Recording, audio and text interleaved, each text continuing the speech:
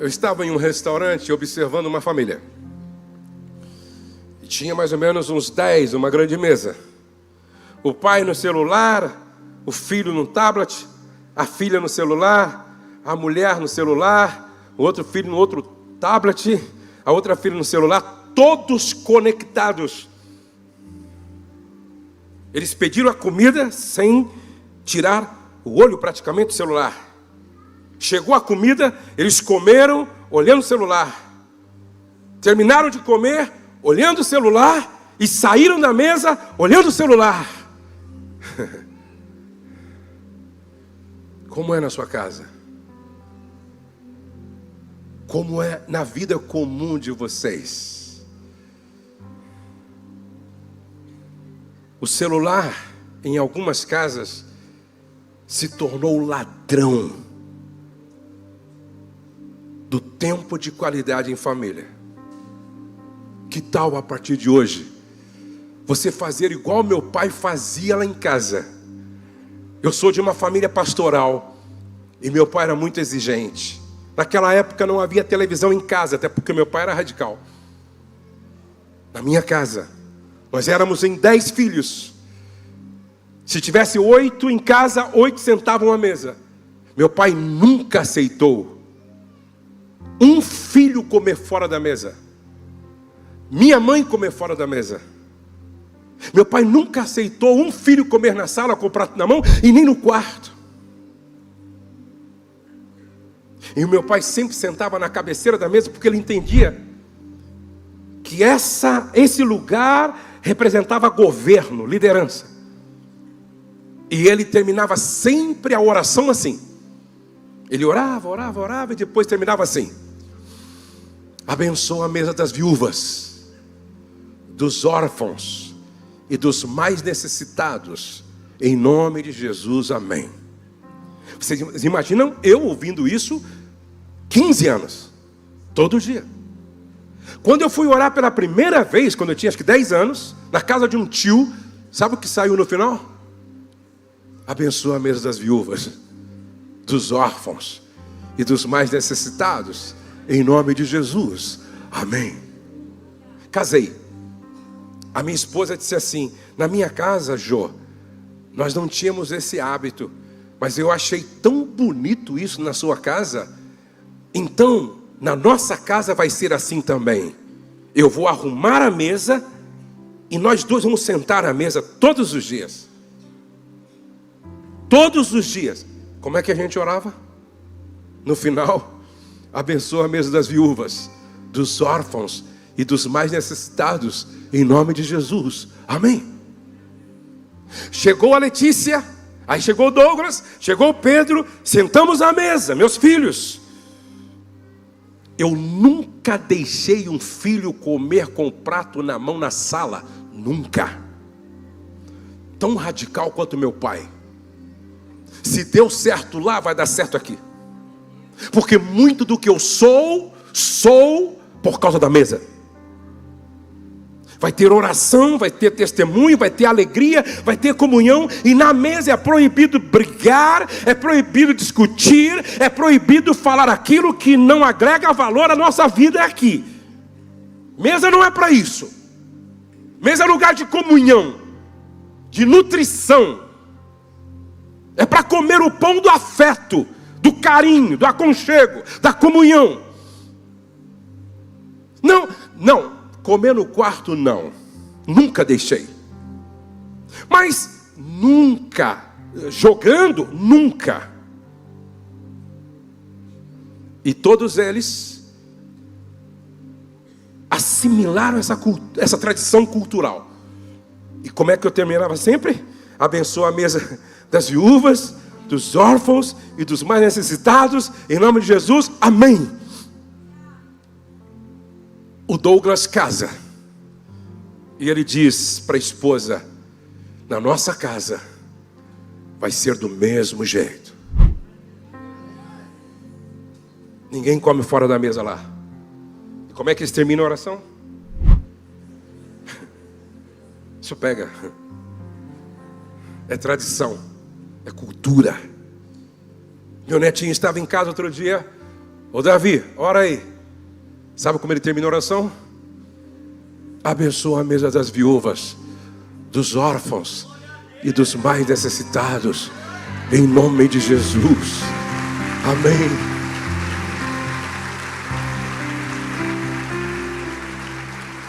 A Letícia casa. Sabe o que ela diz para o marido? Vai ser igual na casa do meu pai e do meu avô. O Pedro se casa. Sabe o que ele e a Kelly diz? Vai ser como na casa dos nossos pais. E aí eu fui entender por que meu pai orava assim. Leia a Bíblia de Gênesis a Apocalipse e preste atenção nos 4 grupos que mexem mais com o coração de Deus. Deus chega ao ponto de dizer assim: eu sou o marido das viúvas. Não brinque com viúva. Deus diz: eu sou o pai dos órfãos. Deus diz: quem dá ao pobre, empresta para mim. E Deus dá muita importância e atenção aos estrangeiros. Aí eu entendi porque o meu pai não esquecia no almoço das viúvas, porque Deus não esquece. Dos órfãos, porque Deus não esquece. Dos pobres, porque Deus não esquece. Isso tem que ser tradição dentro de uma cultura, de uma família saudável. Quantos querem levar isso para casa? Diga amém. Hoje, meus filhos casaram. E minha esposa, já convidei ela para mudar de casa, porque a nossa casa é bem grande. Mas ela não gosta de casa pequena. E até hoje, só eu e ela em casa. E aí tem a colaboradora. Eu estava lá hoje. Arruma uma mesa. Põe suplá, enfeita a mesa, todo dia. E aí eu sento aqui, no mesmo lugar sempre com meu pai. Ela senta aqui, a colaboradora, a gente ora e come. Até hoje. O jardineiro vai, ele não senta à mesa, porque está todo sujo de terra. Mas prepara uma mesa lá para ir lá fora, direitinho, com suplá, direitinho, ele senta à mesa. Em casa é proibido comer com a marmita na mão, com o prato na mão. Isso muda tudo. Isso faz uma diferença enorme. Presta atenção. Tu as inculcarás a teus filhos e delas falarás assentado em tua casa. Se você quer fazer esse propósito, diga assim comigo: a partir de hoje, na minha casa, ninguém mais come fora da mesa. De verdade? Diga-se: a partir de hoje, na minha casa, é proibido celular na mesa. Na hora do café, na hora do almoço, na hora do jantar. Vai ser uma bênção. Vai ser uma revolução. Vai ser extraordinário. Vai ser extraordinário. Glória a Deus. Assentado em tua casa, andando pelo caminho, e ao deitar-te, e ao levantar-te, também as atarás como sinal na tua mão, te serão por frontal entre os olhos. Os judeus não entenderam. Até hoje eles pensam que era para amarrar a palavra na mão. Eles colocam uma caixinha fixada num couro, e aí depois coloca numa outra caixinha e coloca aqui na testa, filactério. Não era isso que Moisés estava dizendo? Quando olha, também as atarás como sinal na tua mão, é que todas as suas ações sejam governadas pela palavra. Na testa é que o seu pensar seja orientado pelas Escrituras. E as escreverás nos umbrais de tua casa e nas portas. Eles colocam a mezuzá e dentro um texto no pergaminho. Mas não era isso que Moisés estava querendo dizer. O que Moisés estava dizendo é: não importa como eles estão vivendo lá para o lado de fora, da porta para dentro da sua casa, esse livro tem que governar a sua família.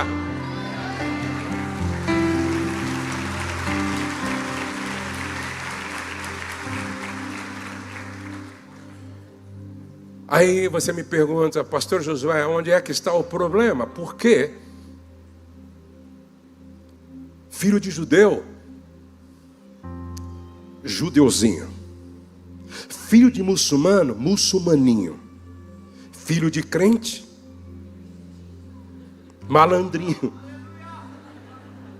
Nem sempre é crentinho. Por quê? Olhem para cá. O judeu leva muito a sério isso. Os muçulmanos também, desde criança. Filhos não se perdem na rua. Filhos se perdem em casa. Guarde isso. Filhos não se perdem na rua. Filhos se perdem em casa. Antes de concluir falando sobre isso, deixa eu mostrar esse livro para você. Se você me pergunta, seu Josué, por que você escreveu esse livro agora e não antes? É um manual para os pais de 400 páginas. Você não precisa ler todo o livro, você pode ler o tópico do seu interesse, porque eu coloco 55 lições que eu aprendi como pai de 3 filhos. Algumas coisas você só pode escrever depois que você foi validado por Deus e pelas pessoas a partir de um resultado. Eu tenho esse livro para pais e tenho esse livro aqui, ó. E tenho esse livro aqui para os casais, 8 passos para um casamento extraordinário. Eu sou casado há 39 anos. Entre eu e minha esposa, mesmo nas horas das brigas, nunca ouviu na minha casa a palavra divórcio. Eu nunca dormi fora da minha cama porque briguei com a minha mulher. Eu nunca chamei minha esposa de boba, nem de idiota, nem de besta, nem de anta e nem de vaca. Nunca. Meus filhos nunca me viram brigar com a minha mulher. Eu nunca deitei com uma outra mulher a não ser a minha mulher, depois que eu me casei. Nunca houve adultério no meu casamento. Eu tenho 3 filhos. Meus 3 filhos são bem casados. O Douglas casou com a Valéria. E outro dia ela disse: tem hora que eu não sei se sou casado com um homem ou com um anjo. Porque meu marido é um dos caras que mais se parece com Jesus que eu conheço. A Letícia casou-se com o Felipe, tem uma família maravilhosa. E o Pedro casou com a Kelly há 2 anos. E quando ele completou 1 ano de casado, eu liguei para a Kelly, porque lá funciona assim: se o meu filho não tratar a mulher melhor do que eu trato a minha mulher, quem acerta com ele sou eu. Que história é essa? Não te ensinei assim, pô. Eu liguei para a Kelly. Ela é uma japonesa. Eu falei: ô Kelly, vocês estão completando 1 ano de casado. Diz para mim aí, como é que o Pedro está te tratando? E ela é toda delicadinha. Ela falou: pastor, o senhor acredita? Faz 1 ano que a gente casou. O senhor acredita que a gente nunca brigou? Eu falei: então vem orar por mim aqui, minha filha. Isso é um milagre. Meus filhos estão bem casados, graças a Deus. E os meus netos estão bem encaminhados. Outro dia eu estava em casa, eu saí assim para ver eles brincar na piscina. Um estava batizando o outro. Eu te batizo em nome do Pai, do Filho, do Espírito Santo. Eu falei: tudo com vocação pastoral. Então por isso eu posso escrever. O que você vai ler aqui não é teoria. Porque tem muita gente falando daquilo que não vivem. Tem muita gente querendo falar de casamento no quarto casamento. Tem muita gente querendo falar de filho, mas não conversa nem com o filho às vezes. O que você vai ler aqui vai fazer muito sentido por causa da história que a gente carrega. Por exemplo, eu começo falando sobre quem se prepara para ser pai e se torna um pai melhor. Eu falo de preparação espiritual, preparação emocional, preparação financeira. Agora não pensa que os meus filhos, que estão muito bem hoje, nunca viveram crises. Eu falo aqui quando a minha filha, com 15 anos, se apaixonou, com 17 anos, se apaixonou por um drogado. Eu falo aqui quando meu filho, Pedro, com 20 anos, se desviou e se tornou um ateu. Como é que eu lidei com isso? E como a gente trouxe ele de volta? Como é que a gente resgatou a Letícia? Eu falo aqui como lidar com uma adolescente que chega para o pai. Ela chegou para mim e disse: pai, eu estou amando. Ela tinha acho que 14 anos. E eu disse: mas quem? O branco, o irmão da igreja. Tinha 19 anos. Eu chamei ele na minha sala e eu dei um estudo bíblico para ela com base psicológica, mostrando o que era puberdade, pré-adolescência, alterações anatômicas, emocionais. E aí eu li Eclesiastes, tudo tem o seu tempo determinado. Aí eu li Lamentações. Bom é para o jovem suportar o jugo no tempo da sua mocidade. Aí eu fui mais para frente. Põe a sua boca no pó e não na boca do branco, minha filha. Talvez haja esperança. Quando eu terminei, falei: e aí, minha filha? Pensei, convenci ela. E aí, minha filha? Ela chorando: o senhor não vai deixar, pai? Dr. Pedro Calabres diz que paixão é demência temporária. Ninguém ouve nada, apaixonado. Ele pode vir falar com o senhor à tarde. E o branco foi. À tarde lá estava o branco. Falei: vou dar um estudo para ele também, quem sabe eu convenço ele. Dei um estudo completo para ele, mesma coisa. Quando eu terminei, ele chorando: o senhor não vai deixar, pastor? A gente se ama. Eu não falei, eu só pensei: acho que essa casta só sai com jejum e oração, eu acho.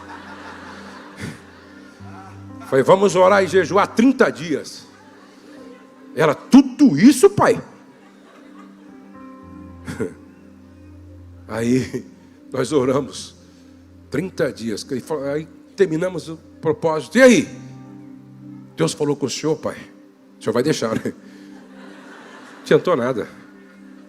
Quantos querem saber se eu deixei ou não? Levante a mão. Então leia o livro. Leia o livro. Leia o livro. Leia o livro.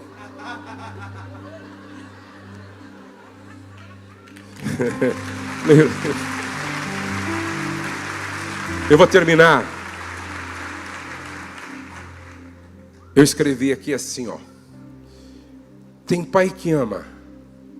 Ô irmão, ô irmã, levanta o som do teclado para ficar bem romântico essa parte aqui. Tem pai que ama. Tem pai que esquece o amor. Tem pai que adota. Tem pai que abandona. Tem pai que não sabe que é pai. Tem filho que não sabe do pai. Tem pai que dá amor. Tem pai que dá presente. Tem pai por amor. Tem pai por acaso. Tem pai que se preocupa com os problemas do filho. Tem pai que não sabe dos problemas do filho. Tem pai que ensina. Tem pai que não tem tempo. Tem pai que sofre com o sofrimento do filho. Tem pai que deixa o filho esquecido. Tem pai de todo jeito. Tem pai que encaminha o filho. Tem pai que o deixa no caminho.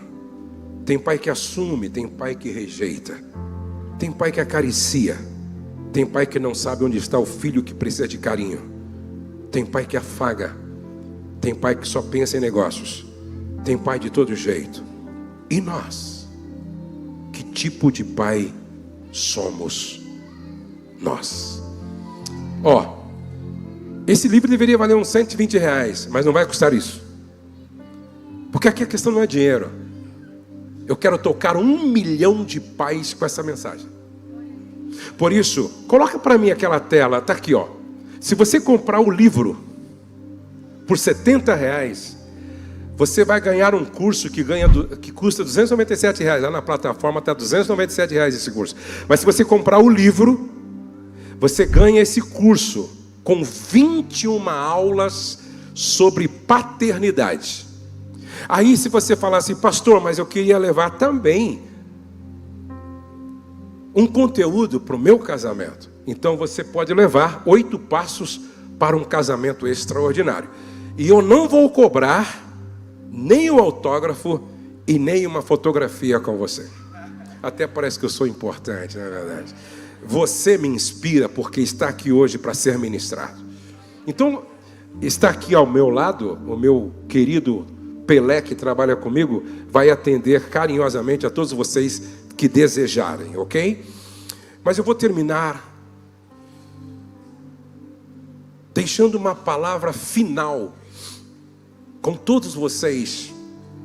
Sabe, Deus tem falado muito comigo neste sentido. Nenhuma outra ferida é mais profunda e provoca mais estragos do que a ferida provocada por um pai. Ferida emocional. Quem carrega uma ferida emocional paterna carrega um sério problema, porque uma ferida não curada te governa. Uma ferida não curada te paralisa. Uma ferida não curada se torna as lentes através das quais você enxerga a vida. E se você me pergunta, pastor Josué, o que pode gerar uma ferida emocional paterna? Abuso, um abuso. E existem muitos tipos de abuso, e eu quero terminar falando de apenas um. Abuso verbal. A Bíblia chega ao ponto de dizer assim, olha, a morte e a vida estão no poder da língua, e quem bem a utiliza, come do seu fruto. Uma palavra de um pai pode ferir a alma de um filho para sempre. Uma palavra de uma mãe pode ferir a alma de uma filha ou de um filho para sempre. Existem palavras que têm o peso de uma maldição ou de uma praga. Eu conheço muitos filhos que ao me ouvirem disseram, eu não sabia que a ferida que eu carregava tinha a ver com o abuso verbal praticado pelos meus pais. Por exemplo, um menino que não conseguia ir muito bem na escola, mas conseguiu com dificuldade entrar até na faculdade.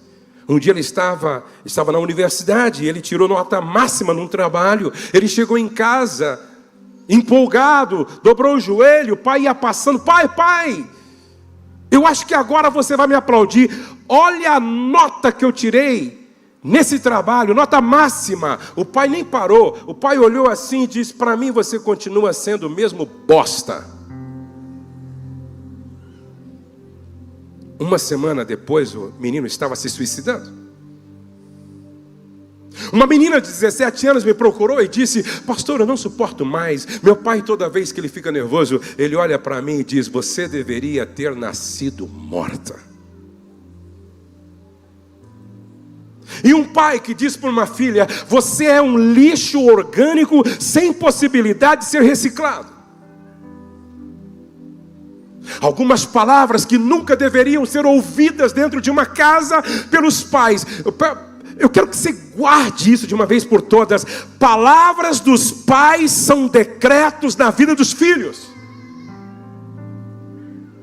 Palavras de um pai desenham o futuro profético dos filhos. Nunca diga besta, burro. Não. Isso tem o peso de uma praga, de uma maldição. Idiota, anta, porco. Nunca, nunca, nunca, nunca. Esse menino não vai dar para nada. Essa menina, nunca, nunca.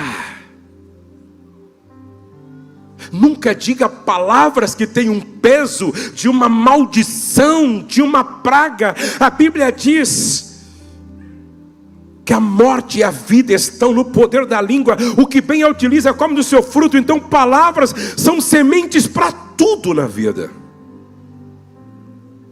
Josué, como é que você criou seus filhos em relação a palavras? Eu coloco no livro. Chegou a Letícia em casa, eu levantei e disse: nasceu para vencer, nasceu para dar certo, nasceu para a glória de Deus, nasceu para ser uma bênção. Chegou o Douglas, nasceu para vencer, nasceu para dar certo, nasceu para a glória de Deus, nasceu para ser uma bênção. Chegou o Pedro, cheio de traumas intrauterinos. Ele foi dado para nós. Eu levantei e disse: nasceu para vencer, nasceu para dar certo, nasceu para louvor e glória do nome do Senhor, nasceu para ser uma bênção.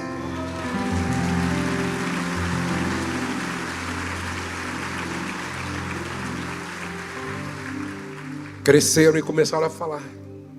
Eu encontrava a Letícia em casa, repete com o pai: eu nasci para vencer, eu nasci para dar certo, eu nasci para a glória de Deus, eu nasci para ser uma bênção.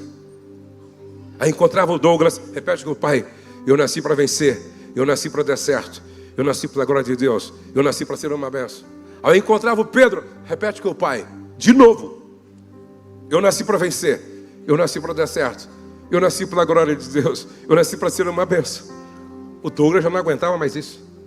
Ele era pré-adolescente. Eu entrei no quarto e disse: já sei, pai, nasci para vencer, para dar certo, para a glória de Deus, para ser uma bênção. Senhor, meu pastor, não me faltará. Salmo 91, aquele cabinho no esconderijo do Altíssimo e tal. A Bíblia tem 66 livros, 39 no Velho, 27 no Novo. Ô pai, não aguento mais, isso é uma lavagem.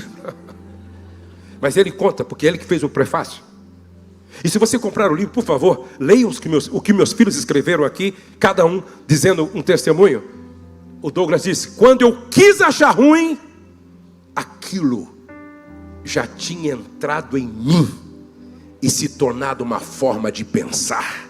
Eu nasci para vencer, eu nasci para dar certo, eu nasci para louvor e glória do nome do Senhor, eu nasci para ser uma bênção. Vamos ficar